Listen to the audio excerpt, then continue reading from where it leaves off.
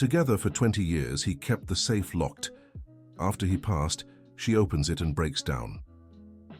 Emily Johnson trembled before the grey safe that had remained untouched in her husband's office for 2 decades. Michael had left without explanation 3 days prior, leaving only the combination scribbled on a crumpled piece of paper on the desk. Her hands sweated as she turned the first number. 20 years of marriage, and she never knew what was stored inside. Michael always said it was just important documents, work papers she didn't need to worry about. 3 to the right, she murmured, following the scribbled numbers. The mechanism gave way with a sharp click. Her hands shook as she pulled open the heavy metal door. She expected to find money, maybe jewelry or company documents, but what she saw made her stagger. Dozens of yellowed letters, all addressed to her. Letters that never reached their destination. The first was dated 40 years earlier. The careful handwriting on the envelope read, "To my dear daughter Emily." Her heart raced. Daughter. She had been adopted as a baby. Her adoptive parents, Mrs. Barbara and Mr. George, had always been honest about that. But she never knew who her birth mother was. With trembling fingers, she tore open the envelope. The letter was signed by Catherine Williams. "My dear daughter, I know you don't know me, but I am your mother. I think of you every day since I was forced to leave you at Mrs. Barbara's home. Please give me a chance to explain. I so want to meet the beautiful woman you've become." Emily sank heavily into the office chair. How had Michael gotten these letters? Why had he never shown them to her? She picked up the second letter, dated 2 years later. Catherine wrote about finding a better job, about building a stable life. She said she was saving every penny so she could care for her again. The third letter, 5 years later, was more desperate. Catherine begged for a response. She said she had hired a detective to find her, but every attempt at contact had failed. Emily kept reading, one letter after another. 40 years of intercepted correspondence. 40 years of a mother trying to reconnect with the daughter she'd been forced to give up. Her tears smudged the ink of a more recent letter. Catherine wrote about opening a small business in Annapolis, just 2 hours away. The same place Michael always said they would vacation, but he would cancel at the last minute with some excuse. At the bottom of the safe, she found photographs. A woman who looked almost like her reflection in the mirror, only older, held a baby in her arms. On the back was written, "Emily, my love, I will never give up on you." Dear listener, if you're enjoying the story, take a moment to like and especially subscribe to the channel. It helps us a lot as we're just starting out. Now, continuing. There was more in the safe. Documents that made her blood run cold. Bank statements in her name from an account she knew nothing about. Monthly deposits made by Catherine Williams for decades. The total amount left her breathless. Michael had forged her signature to return every cent. Every month for 20 years, he sent back the money her birth mother had deposited for her. "My God," she whispered, covering her mouth with her hands.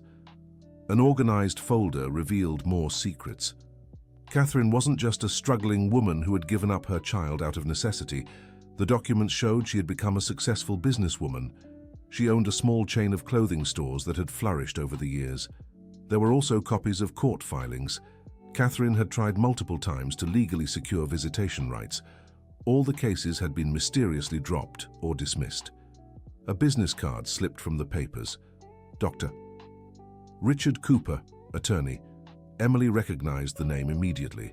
He was Michael's best friend since college, the best man at their wedding. Her legs trembled.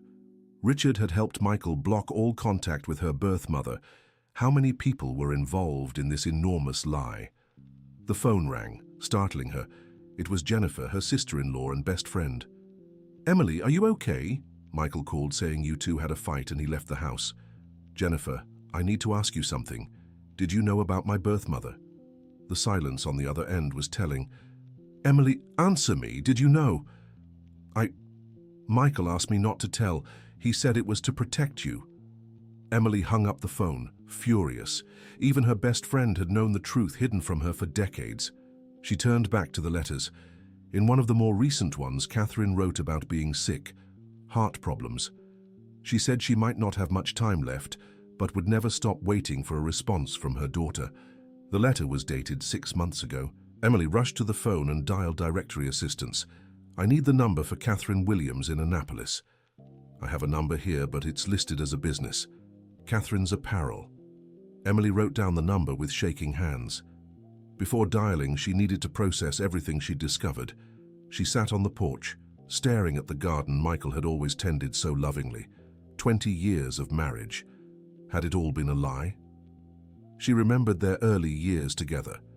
Michael had been attentive, affectionate, but always so controlling. He chose where they lived, which friends could visit, even what shows they watched. Back then, Emily thought it was devotion. Now she saw it as absolute control over her life. Her adoptive mother, Mrs. Barbara, had passed away 5 years ago. She'd always been kind, but in her final years, she grew quieter, sadder. Emily had asked if something was wrong, but Barbara always said it was just her age. Had she known the secret too? Emily picked up one of Catherine's oldest letters. She mentioned visiting Barbara multiple times, begging to see her daughter.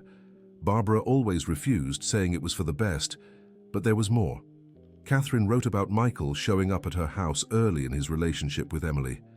He'd demanded she stop trying to make contact, promising he'd take good care of Emily and that she'd be happier not knowing her past. "That bastard," Emily murmured, feeling anger rise in her chest. Michael had known her birth mother from the start. He'd manipulated everything, using Barbara as an unwilling accomplice. The phone rang again. This time, it was Michael. "Emily, we need to talk." "Talk isn't enough, Michael. I found the safe." The silence stretched. "I can explain." "Explain?" 40 years, Michael. 40 years of letters. You stole my entire life. I was protecting you. From what? From having a mother who loved me? From having a family? From an inheritance that would have made me independent. Emily, you don't understand. I love you. I've always loved you. I was afraid of losing you." "Where are you?" "At the hotel near the bus station. I couldn't leave for good." Emily hung up. She needed to make a decision. First, she'd call Catherine. Then she'd figure out what to do about Michael. She dialed the number for the apparel shop. "Catherine's Apparel, good morning.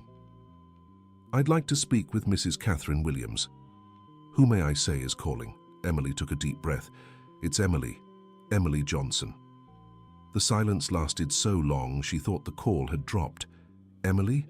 My daughter? Is it really you?" The voice on the other end was thick with emotion. I found your letters. Oh God, I knew you'd come looking for me one day. Where are you? Can I come pick you up?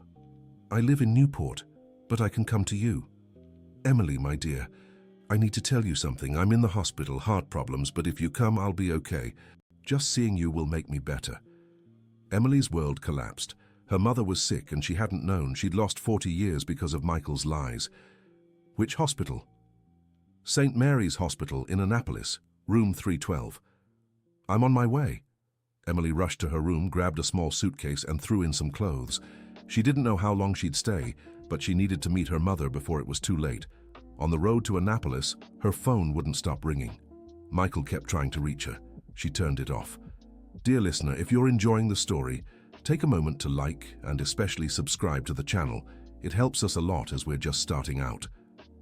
Now, back to the story. 2 hours later, Emily stood at the door of room 312. Her legs trembled. On the other side was the woman who had given birth to her, who had tried to reconnect for 40 years. She knocked softly. Come in. Catherine was sitting on the bed looking every bit her 72 years, but with bright, hopeful eyes. When she saw Emily, her hands flew to her face. My daughter, my beautiful daughter. Emily stepped forward slowly. It was like looking into a mirror of the future. They had the same eyes, the same face shape, the same way of tilting their heads when emotional. Mom, she whispered. Catherine opened her arms and Emily let herself be held. 40 years of separation melted away in that moment. I never stopped looking for you, Catherine said, stroking her daughter's face. I never stopped waiting. Why did you give me up for adoption? I was 17, sweetheart. My parents kicked me out when they found out I was pregnant. Your biological father ran off when he heard. I had no job, no place to live. Barbara and George were a couple who couldn't have children. I thought it would be temporary just until I could get back on my feet. But you tried to get me back later. I tried so hard, but Barbara said you were happy, that you'd adjusted, that it would be traumatic for a child to switch families. I respected that, but I never stopped sending letters, never stopped setting aside money to make sure you had everything. Michael returned all the money. Catherine sighed sadly. I know. He showed up at my shop 20 years ago, said you two were getting married and it would be best if I stopped trying to contact you, promised he'd take care of you better than I ever could. And you believed him? I didn't. But he told me you knew about me and had chosen not to meet me. He showed me a letter supposedly from you, asking me to stop searching.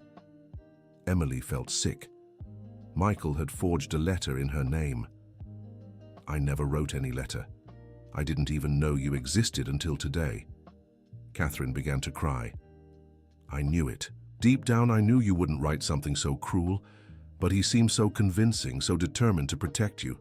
Protect me from you? You're my mother. He said you were building a new life, that the past would only bring pain, that I was a bad memory that should stay buried. Emily took her mother's hands. Tell me everything. I want to know about my family, about my siblings if I have any, about you. Catherine's eyes lit up. You have 3 siblings, sweetheart, all younger. Brandon is 35, an engineer. Samantha is 32, a teacher. And the youngest, Ryan, is 28. He works with me at the apparel shop. Do they know about me? They've always known. We kept a room for you at home. We celebrated your birthday every year. They've always wanted to meet their big sister. Emily couldn't stop crying. She'd lost 40 years of family because of Michael's lies. Can I meet them? They're coming here. I called as soon as you said you were coming. They should be here any minute. As if summoned, the room filled with voices in the hallway. 3 people appeared at the door, hesitant. Emily, said a tall, dark-haired man. Brandon, she asked. He stepped forward slowly. Sis, I've waited my whole life to meet you. The hugs that followed were a mix of joy and sorrow. Joy for the reunion, sorrow for the lost years. Samantha, a sweet woman with brown hair, showed photos on her phone. These are your nieces. Madison is 10, Olivia is 7. They've been asking about Aunt Emily since they were little. Ryan, the youngest, was a blend of shyness and curiosity. Mom always said you were the smartest of us all, that you took after Grandpa William. Who was Grandpa William? Our father's father, explained Catherine. He passed when Brandon was little. He was a very wise man, always said family was the most important thing in the world. Emily felt whole in a way she never had before. These people were her true family, her own flesh and blood. For the next 3 days, Emily didn't leave the hospital. Catherine recovered quickly, as if her daughter's presence was the medicine she needed. They talked about everything. Catherine told her how she'd built her business from scratch, working day and night to support her other children while still saving for Emily. Why did you never remarry? Emily asked. I did. To Robert, your sibling's father. But he passed 10 years ago. Heart trouble, just like me now. I'm sorry. Don't be. He was a good man. He helped me raise the kids, knowing you existed. He always said our home would have an empty chair at the table waiting for you. Brandon showed photos of the family home, a simple but cozy house in Annapolis, with a well-kept garden and a wide porch. Mom kept all your things, said Samantha. Your baby clothes, your first shoes, even locks of your hair. Did you all talk about me? Every day, said Ryan. Mom always set an extra plate at the table out of habit. She said one day you'd come home. On the 3rd day, when Catherine was discharged, Michael appeared at the hospital. Emily was helping her mother pack when she saw him at the door. Her siblings immediately positioned themselves protectively. Emily, we need to talk, said Michael. We have nothing to talk about. Please, just 5 minutes. Catherine touched her daughter's arm. Go, dear. Hear what he has to say. Then you decide. Emily stepped into the hallway with Michael. He looked visibly worn, unshaven, and in wrinkled clothes. "I know I have no excuse," he began. "You don't. But I want you to understand why I did it." "Go on." Michael took a deep breath. "My mother left me when I was 8. Just walked out one day and never came back. My father became an alcoholic. I was raised by my grandmother. So, when I met Catherine, when she told me the whole story about giving you up for adoption, I got scared. Scared that if you found out about her, you'd leave me too. That makes no sense, Michael. It does.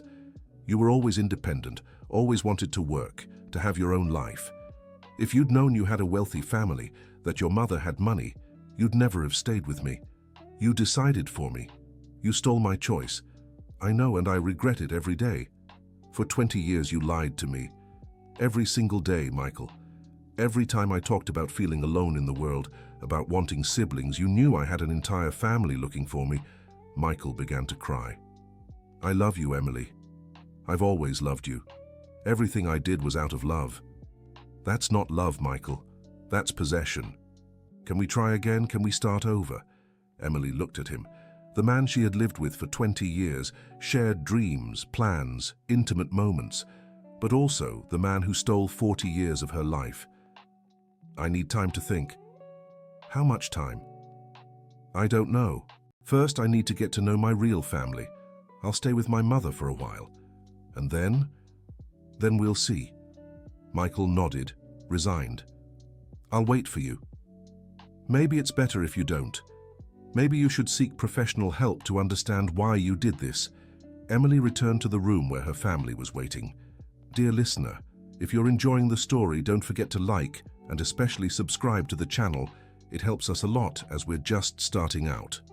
Now continuing, the move to Annapolis happened a week later. Emily quit her job in Newport and went to live in the house where she should have grown up. The room Catherine had kept for her for 40 years was a sanctuary of maternal love. Photos of her at every age that Catherine had managed to collect over the years, birthday gifts never given, clothes bought in anticipation of their reunion. "How did you get my photos?" Emily asked. "Mrs. Barbara gave me 1 or 2 every year," Catherine confessed. "She knew I was suffering. Deep down, I think she also suffered seeing me try so hard." "Did Mrs. Barbara know Michael intercepted the letters?" "She found out a few years after your wedding. She was furious, said she'd tell you everything. But Michael convinced her it would be too traumatic, that you were already married and happy." "And she accepted that?" "She did, because Michael promised he'd tell you the truth one day, said he was waiting for the right moment." Emily felt betrayed from all sides. Even Mrs. Barbara, whom she loved like a mother, had been part of the lie. But little by little, living with her biological family, she began to understand the complexities of the situation. Mrs. Barbara truly believed she was protecting Emily from greater pain. Michael was sick with possessiveness, but he genuinely thought he was doing what was best. And Catherine never stopped fighting, even when everyone told her to give up. Fitting into the family came more naturally than Emily expected. Her siblings included her in everything, as if she'd never been gone. Her nieces adored her instantly. Catherine insisted Emily work at the apparel shop, getting to know the business that would partly be hers. "All these years I set aside 25% of the profits in an account for you," Catherine explained, "besides the money Michael returned, which I reinvested." "Mom, I don't want your money." "It's not charity, dear, it's your inheritance, the fruit of the work I did thinking of you every day." Working at the apparel shop turned out to be an eye-opening experience. Emily discovered a natural talent for management and design. Soon she was suggesting improvements that significantly boosted sales. "You take after your mother," Ryan said, impressed. "You've always had a head for business." But not everything was perfect. Michael called every day. At first, Emily didn't answer. Then she started talking to him, but the conversations were tense. "Are you happy there?" he'd ask him. "I'm getting to know my family." "And with me, do you still think about coming back?" "Michael, you need to understand what you did was very serious. It's not something you forgive overnight." "I know, I started therapy." "That's good. The psychologist said I have abandonment issues because of my mother. That explains it, but it doesn't excuse it." After 2 months in Annapolis, Emily began to miss certain things about her life with Michael. Not necessarily him, but the routine they'd built, the home that had also been hers. Catherine noticed her daughter's restlessness. "You want to go back to him," she said. "It wasn't a question. I don't know." "Sweetheart, I waited 40 years for you. I won't try to hold you back now." "It's not that, Mom. It's just that 20 years don't fade easily." "Exactly. But you need to be sure he's truly changed. You can't return to a relationship where you have no freedom." That night, Emily called Michael. "I want to propose something," she said. "Name it. Let's try couples therapy. If the therapist believes you've really changed, that trust can exist between us again. We can try." "Yes, I'll agree to anything, but with conditions." "What?" "First, you'll meet my family and apologize to my mother in person." "Okay." "Second, you'll give me access to all your accounts, passwords, documents, total transparency." "Deal." "Third, if I decide it won't work, you let me go without drama. No chasing, no begging, no guilt trips." "Emily, it's this or nothing." "Fine." "And fourth, the house goes under my name too. I need to know I'll never be dependent on you again." Michael hesitated. "All right," he finally said. A week later, Michael arrived in Annapolis. Nervous but determined, the meeting with Catherine was awkward. He couldn't look her in the eye. "Mrs. Williams, I know there's no excuse for what I did," he began. "There isn't," she replied curtly, "but I want you to know I always took good care of Emily, never let her want for anything, except her family. I know you're angry with me." "Angry doesn't cover it, Michael. You stole 40 years of my life with my daughter, and I'll spend the rest of my life trying to make up for it." Catherine studied her son-in-law's face. "How?" "I won't stop Emily from living the life she wants. If she wants to spend half her time here with you, that's fine. If she wants to work at the apparel shop, fine. If she wants to travel to meet distant relatives, fine. And if she wants to leave you?" Michael swallowed hard. "That's fine too." Catherine turned to Emily. "Is this what you want? Giving him another chance?" "I want to try, Mom, but only if you and my siblings agree." Brandon, Samantha, and Ryan exchanged glances. "If it'll make you happy," said Samantha. "But we'll be watching," warned Brandon. "And if he steps out of line again," Ryan added, "he'll answer to us." Michael nodded, clearly intimidated by his in-laws. Couples therapy began 2 weeks later. It was a slow, painful process. The therapist, Dr. Stephen, didn't go easy on Michael. "Do you understand what you did was a form of psychological abuse?" he asked in one session. "I never hit her," Michael defended. "There are other forms of abuse. Controlling the information someone receives about their own life is one." Michael lowered his head. "I didn't see it that way." "How did you see it?" "As protection." "Protection from what?" "Her leaving me." "And why would she leave you?" "Because I'm not good enough for her." Dr. Stephen looked at Emily. "And you, Emily, what do you think?" "I think he never gave me the chance to choose him for who he really is. He created a false reality to keep me beside him." "Exactly." "Michael, can you love someone and still hurt them?" Yes, I guess so." "Then let's work on teaching you how to love in a healthy way." 6 months of intensive therapy followed. Michael confronted childhood traumas, behavioral patterns he didn't know he had, fears he'd carried since boyhood. Emily also faced a difficult journey, realizing she'd developed an emotional dependence on Michael that went beyond love. She was used to having someone make decisions for her. "You'll have to learn to trust yourself," said Dr. Stephen. "For 20 years you were conditioned not to question, to accept Michael's decisions. That damaged your self-esteem." During this period, Emily continued living between the two houses, 3 days a week in Annapolis with her family, 4 days in Newport with Michael. Gradually, the dynamic began to change. Michael learned to ask her opinion about everything: where they would dine, which movie to watch, how to decorate the house. Simple things he had always decided on his own. Catherine and Michael also developed a cordial relationship. She would never fully forgive him, but she acknowledged the effort he was making. "He's trying," she admitted to Emily. "But you owe him nothing. If you can't forgive him, that's your right. A year after the discovery of the safe, Michael made a proposal. "I want to renew our vows," he said. "Why?" "Because when we first got married, it was based on lies. I want to marry you for real now, knowing who you truly are, with your family present."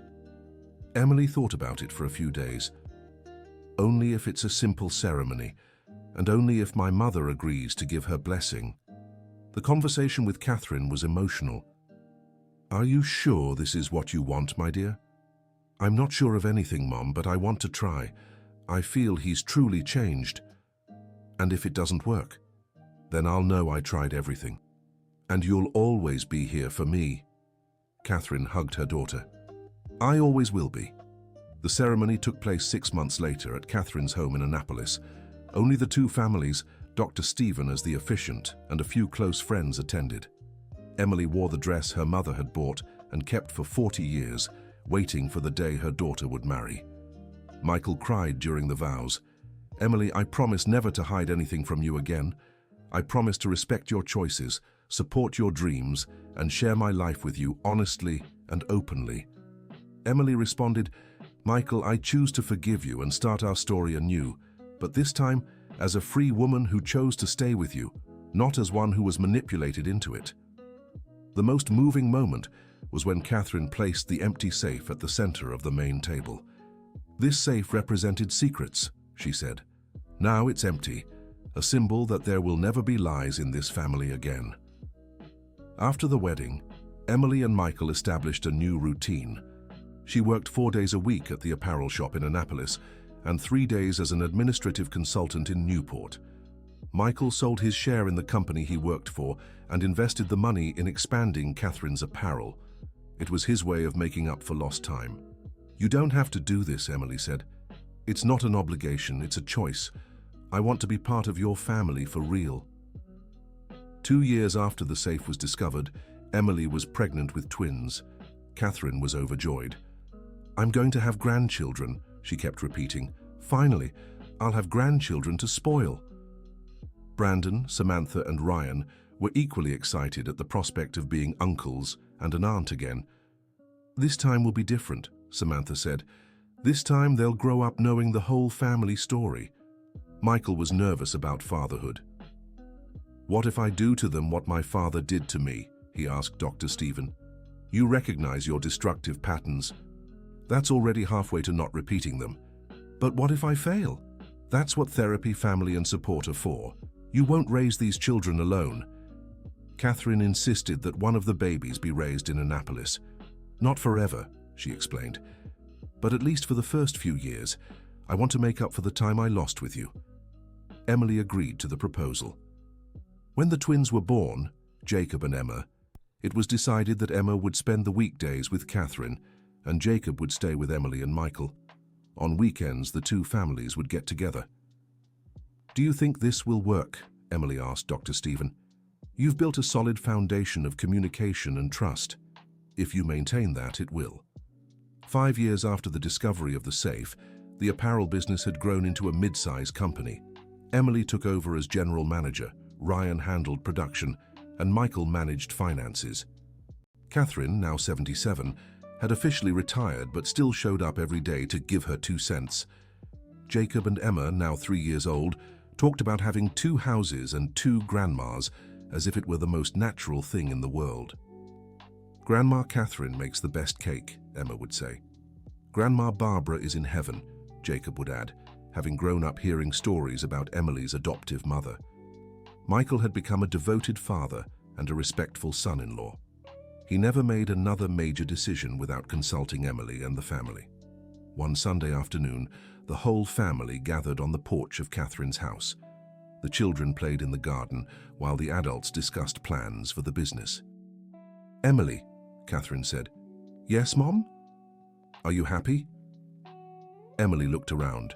Michael playing with the kids, her brothers debating soccer, the older nieces teaching the twins how to plant flowers. "I am, Mum. Very happy." "Even after everything you've been through?" "Especially because of everything I've been through. If Michael hadn't left that day, if I hadn't opened the safe, I might never have found you all." "Do you think you've truly forgiven him?"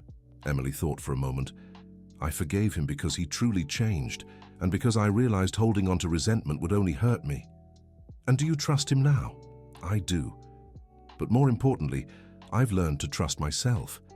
If he ever lies again, I'll leave, and I know I'll survive. Catherine smiled. That's my daughter. Strong, just like I always knew you'd be. That night, Emily went to the bedroom that had been hers as a child. Catherine had kept everything exactly as it was 40 years ago. She took out a sheet of paper and began to write. Dear Emily from the past. If you're reading this, it's because you've finally discovered the truth. I know you must be furious, confused, feeling like your whole life has been a lie. But I want to tell you a few things. First, you're stronger than you think. You'll get through this. Second, your birth mother is an incredible woman. She loved you every day of your life, even from afar. Third, Michael did a terrible thing, but he's not a monster. He's a wounded man who needs help. Fourth, you have a beautiful family waiting for you. Siblings who will love you unconditionally, nieces who will adore you, a mother who kept your place at the table for 40 years. Fifth, forgiving doesn't mean forgetting. It means choosing peace over bitterness. And finally, you will be happy, so happy, in ways you never imagined possible. Trust the process, trust love, and most of all, trust yourself. With love. Emily from the future. She folded the letter and placed it inside the now empty safe in her bedroom. One day, when her daughters were older, she might share this story with them, so they'd understand the value of truth, family, and forgiveness. At 58, Emily had learned that it's never too late to start over. That true love sets you free, it doesn't trap you. And that family isn't just blood, it's who chooses to stand by you when times are hard. The safe that once held secrets now held happy memories. Photos of the kids, heartfelt love letters from Michael, sweet notes from her siblings. Secrets build prisons, truth builds bridges, and Emily had chosen to live surrounded by bridges. End of the story. Tell us what you thought of this story and where you're watching from. If you have something to share with us, leave your sincere words in the comments. Do you believe Emily made the right decision by forgiving Michael? We're eager to read your opinion. Thank you so much for joining us. Don't forget to leave your like and, most importantly, subscribe to the channel so you don't miss other heartwarming stories.